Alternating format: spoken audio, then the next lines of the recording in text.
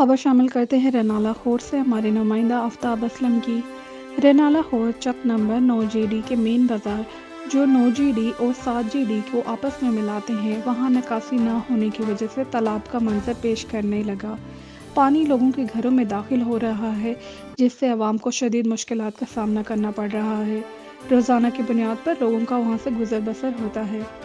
चक number 9 GD के सैकड़ों एकड़ ज़मीन इसी रास्ते पर आती है, जहां लोग रोज़ाना की बुनियाद पर चारा काटने के लिए जाते हैं। लोगों की आपस में तलब कलामी भी होती है, जिससे शदीद जानी नुकसान का भी खदशा है। हमारी आला हुकाम के आगे और AC रेनाला के आगे अपील है कि जल्द से जल्द इस मसले का हल निकाला जाए ताकि लोग जानी नुकसान से महफूज रहें।